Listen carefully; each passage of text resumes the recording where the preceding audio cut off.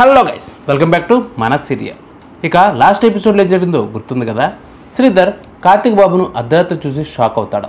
నువ్వు ఏం చెప్పినా వింటాను కానీ పెళ్లికి రమ్మని మాత్రం అడగకు అని అంటాడు శ్రీధర్. సరే అని ఇంట్లోకి వెళ్ళి కూర్చుంటాడు. ఇక మనకు పరిచయం లేనట్లుగా మాట్లాడుకుందామని తన కథ చెబుతానని శ్రీధర్కు చెప్పడం ప్రారంభిస్తాడు కార్తిక్. ఈ సందర్భంగా ఏం జరిగిందనేది నెక్స్ట్ ఎపిసోడ్కి వాయిదా పడింది. ఇక ఈరోజు అంటే 440వ ఎపిసోడ్లో ఏం జరగబోతుంది అంటే, ఇది నా కథ. నాకు తల్లి, తండ్రి, అందమైన కుటుంబం ఉంది. అందరికీ ఆశలు ఉంటాయి. అలాగే నాకు కూడా బోలెడని ఆశలు ఉన్నాయి. ఆశలతోనే లండన్ నుంచి ఇంటికి తిరిగి వచ్చానని చెబుతాడు కార్తిక్ బాబు. లండన్ నుంచి తిరిగి వచ్చిన సమయంలో నా కుటుంబంలో ఎంతో సంతోషంగా ఉందని శ్రీధర్ చెబుతూ ఉంటాడు. కానీ ఒకరోజు ఒక పరిస్థితి వల్ల మాట వచ్చిందని, అయిన వాళ్ళే ఇంట్లో నుంచి గెంటేశారని చెబుతూ కన్నీళ్లు పెట్టుకుంటాడు. దానితో ఒక్కసారిగా నా తల్లి, భార్య, కూతురుతో రోడ్డుపైకి రావాల్సి వచ్చింది. అందుకు కారణం నా తండ్రి మరో పెళ్లి చేసుకోవడం. అయినా నేనేమీ అనుకోలేదు. జీవితాన్ని ఛాలెంజింగ్గా తీసుకున్నాను. పడ్డ చోటనే లేచి నుంచోవాలని అనుకున్నాను. కష్టపడడం ప్రారంభించాను. కష్టపడుతూనే ఉన్నాను. ఒకరోజు అసలు నా ఆశయం ఏంటి, నా కళ ఏంటని ఆలోచించాను. అప్పుడే నాకు అనిపించింది ఒక్కటే, నా మనసుకు చెప్పింది ఒక్కటే, కుటుంబం మొత్తంతో కలిసి నవ్వుతూ వరుసలు కలుపుకొని పలకరిస్తూ సంతోషంగా ఉండాలని మాత్రమే. ఇక ఆ రోజు సిద్ధించే సమయం వచ్చింది. నా పెళ్లితోనే ఇప్పుడున్న సమస్యలన్నిటికీ పరిష్కారం లభిస్తుందని అనుకున్నాను. అందుకే నా పెళ్లి ఘనంగా జరగాలని నిర్ణయించుకున్నాను. కానీ నా పెళ్లిలో తండ్రి ఉండాలి కదా. అసలు కన్నతండ్రి లేకుండా పెళ్లి చేసుకోవడం ఎలా సాధ్యమవుతుంది?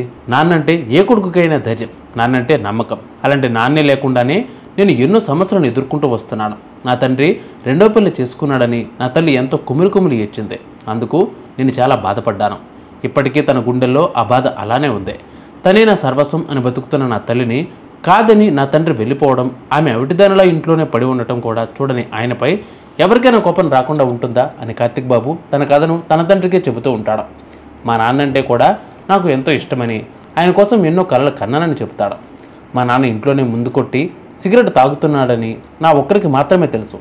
అందుకే లండన్ నుంచి వచ్చేటప్పుడు ఒక లైటర్ కూడా తీసుకుని వచ్చాను. దాన్ని మా నాన్న గుర్తుగా ఇంకా మా నాన్న దగ్గరనే పెట్టుకున్నాడని చెప్తాడు. ఇక ఇప్పుడు ఆయన మాకు దూరంగా ఉన్నారని, త్వరలోనే కుటుంబం మొత్తం నా పెళ్లితోనే ఒక్కటయ్యే సమయం వచ్చిందని అంటాడు కార్తిక్ బాబు. నా తండ్రి పేరు కూడా శ్రీధరే అని చెబుతాడు. దానితో శ్రీధర్ కూడా కన్నీళ్లు పెట్టుకుంటాడు.